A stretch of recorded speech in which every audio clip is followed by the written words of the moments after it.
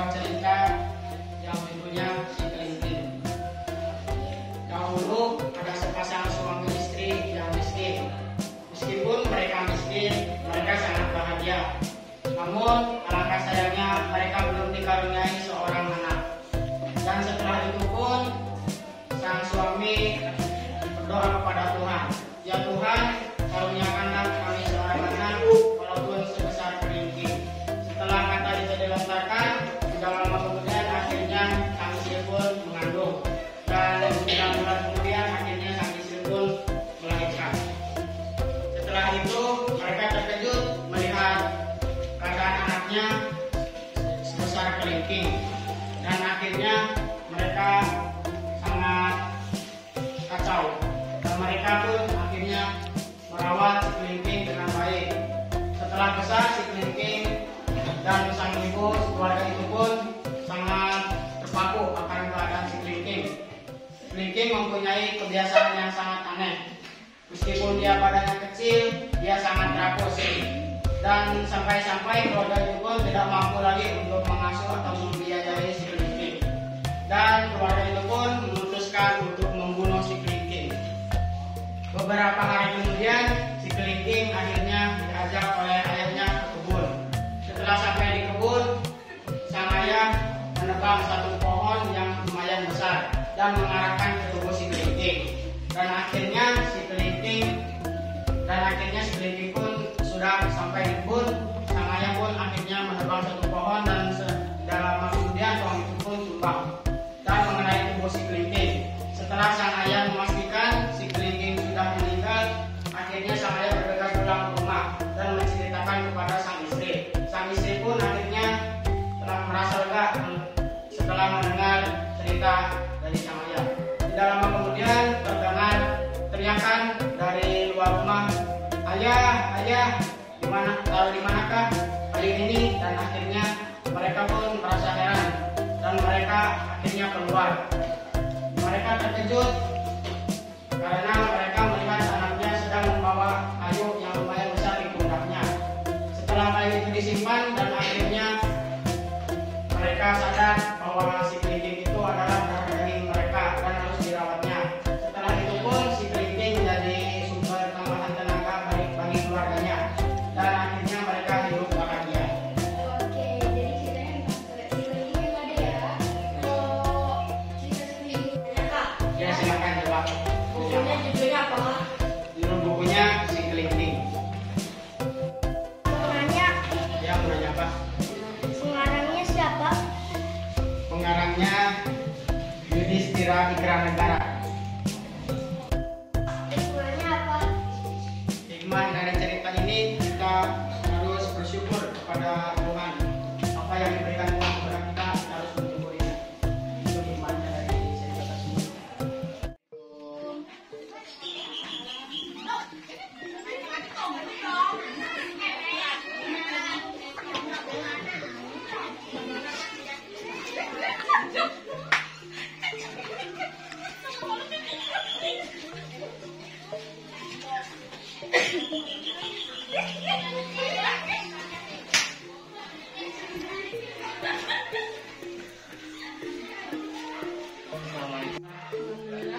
Kenapa nama saya Riza?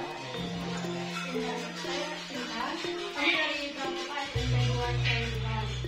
Kami sedang melaksanakan kegiatan peduli ceria atau kepanjangan dari Pramuka Edukasi Literasi dengan tema Reading Ceria, artinya kegiatan relawan membaca. Kami siapa? Sebelumnya ibu ada suka cerita nonton TV, sinetron ya? Sinetron apa kamu?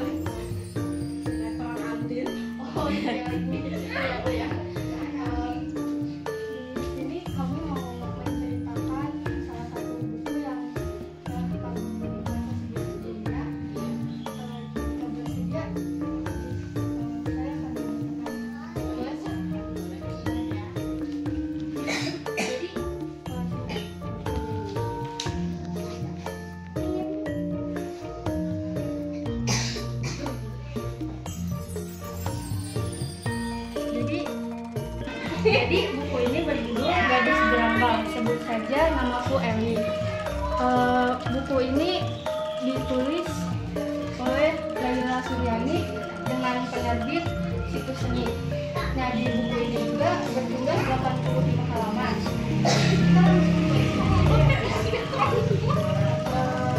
Isi dari buku ini menceritakan gadis manis bernama Elni. Elni ini sedang menempuh kuliah di sebuah universitas di kota Jambi. Elni ini berasal dari kota kecil di Provinsi Riau, tepatnya di kota Tembilakan. Di kota Elni menempuh pendidikan, beliau bertemu dengan saudara jauhnya. Saudara Elni itu seorang muda yang mempunyai 2 anak. Saudara Elni ini bernama Bang Handi. Hubungan Elni dengan Handi biasa saja, seperti paman dan ponakan pada umumnya. Di kota Elni menempuh pendidikan, beliau bertemu dengan saudara jauhnya. Saudara Elni ini seorang muda yang mempunyai 2 anak. Saudara Elni ini bernama Bang Handi. Hubungan Elni dengan Handi biasa saja, seperti paman dan ponakan pada umumnya. Hingga suatu hari, Handi menyatakan perasaannya pada Elni. Elni yang di saat itu sangat bingung, lebih memilih untuk fokus kepada pendidikannya. Elni tinggal di sebuah pemondokan dekat kampusnya. Dia juga memiliki teman dan teman yang bagus. Elni memilih pindah karena uang sewa yang semakin mahal dan juga beberapa temannya yang juga pindah. Elni menyewa rumah di Bedeng Karen untuk meneruskan D3-nya. Setelah Elni tamat dari D3-nya, Elni menjadi guru SMP negeri di desa tersebut. Di desa itu, Elni mendapat beberapa gangguan, di antaranya gangguan dari kepala desa tersebut. Kepala desa itu selalu mendekati Elni, bahkan sampai ngajak nikah loh. Padahal beliau sudah memiliki istri, tapi akhirnya istri sang kepala desa tersebut mengizinkan jika Elni menerima ajakan dari kepala desa itu. Sampai pada suatu hari, kejadian tak terduga terjadi. Bapak kepala desa itu menjadi korban bacok. Untungnya beliau selamat dan semenjak itu juga kepala desa itu berhenti mengganggu Elni. Akhirnya Elni berhasil melewati rintangan-rintangan dalam hidupnya. Ini Elni akan mengabdi. Nah, seperti itu isi cerita itu. Mungkin seperti itu saja. Terima kasih Ibu sudah menyempatkan waktunya diskusi dengan kami PSMP. Sebelumnya ada yang itu cerita dari sekolah. Iya, jadi kami dengan kegiatan sekolah itu sebelum belajar pasti akan literasi gitu. Jadi ini hasil yang saya review setelah baca-baca di sekolah. Terima kasih Ibu. Ya, sudah menyempatkan waktunya. Maaf jika akan mengganggu ya Ibu. Semoga Ibu dan keluarganya diberi kesehatan. Kami pamit ya Bu.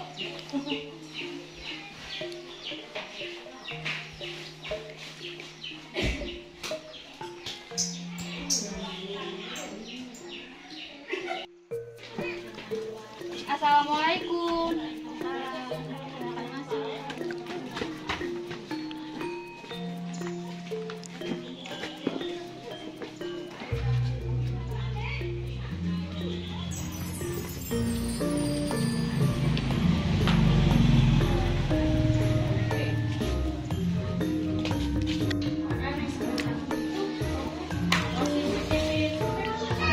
Maaf mengganggu waktu saya ya Bu.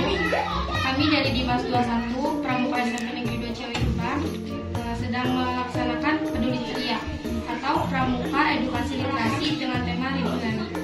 Sebelumnya kami mau bertanya, apakah Ibu pernah membaca suatu buku cerita? Buku apa yang sudah pernah Ibu baca?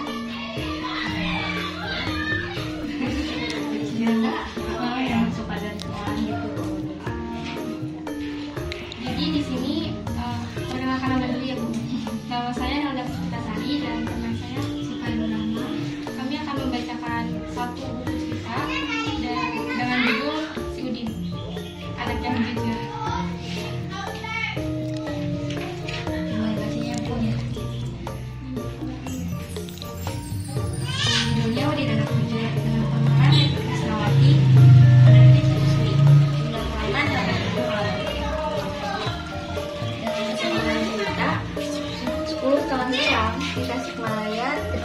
Sukabumi dan bencana longsor yang memakan korban jiwa. Salah satu korbannya yaitu Mang Soman. Bagaimana nasib ibu dan anaknya yang pada saat itu mereka tidak ada di tempat kejadian karena sedang menjenguk nenek yang sakit. Di Minah, istri Mang Soman yang kehilangan tempat tinggalnya mendapatkan bantuan rumah dari pemerintah. Minah bekerja sebagai buruh petik dengan teh. Dia anak yang jujur dan hati. Ia berjualan rujak di Halilintar. Uang hasil penjualan rujak sebagian dia berikan kepada ibunya, sebagian dia tabung di sekolah. Udin telah dijadikan anak asuh oleh keluarga Pak Andi. Dengan demikian, semua biaya pendidikan ditanggung oleh keluarga Pak Andi. Kemarin, Minah mendapat uang tambahan dari mandor teh. Minah mengamanahkan Udin untuk menabungkan uang 50.000 di sekolah. Semuanya di sekolah, mereka pun masuk kelas. Ibu guru pun mengumpulkan tabungan murid. Tiba-tiba, Mimin berteriak, uang tabungannya hilang. Mimin berteriak, uang tabungannya hilang. Ibu guru menyarankan untuk diperiksa kembali, barangkali terselip ataupun ketinggalan. Tapi Mimin mengelak, ia yakin uangnya dicuri oleh Udin. Karena tak biasanya, Udin menabung 50.000. Dan kebetulan uang Mimin yang hilang pun 50.000. Ketika Udin sedang membersihkan rumput di kebun sekolah, ia menemukan uang 50.000 di pojok kebun sekolah. Ternyata itu adalah uang Mimin yang jatuh pada saat menyiram pepaya di kebun sekolah. Udin pun menyerahkan uang temuannya pada Mimin. Bu guru menyuruh Mimin meminta maaf pada Udin yang telah dituduh pencuri. Padahal Udinlah yang telah menemukan uang yang hilang itu. Jadi itu bu ceritanya. Gimana bu ceritanya? Seru kan? Ya, berarti dalam seorang ibadah. Ya. Nah, benar bu, itu adalah hikmah dari cerita ini. Sekali lagi maaf mengganggu waktunya ya bu. Sekian, terima kasih sudah ikut berpartisipasi dalam program suara.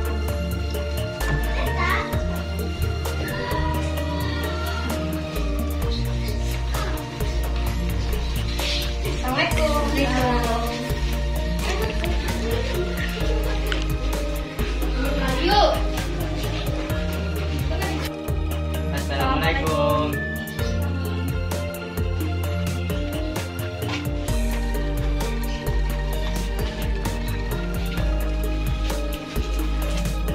Assalamualaikum Bu. Apa kabar? Kalau boleh tahu nama ibu siapa Bu?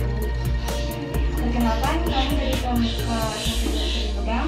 Kami sedang melaksanakan kegiatan peduli ceria atau panjangnya Pramuka Edukasi Literasi dengan tema Reading Rally, yang artinya kegiatan relawan membaca. Di sini kami akan membacakan buku untuk ibu dan bapak.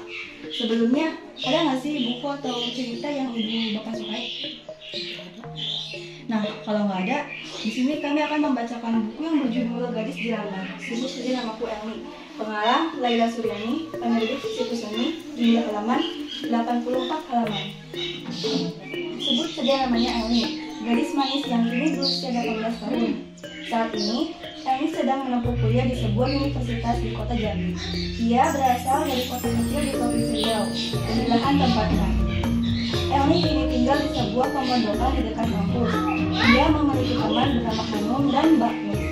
Hari ini, Elmi baru saja keluar dari ruang kelas. Setelah hampir setengah jam bicara, tubuh Elmi merasa lelah.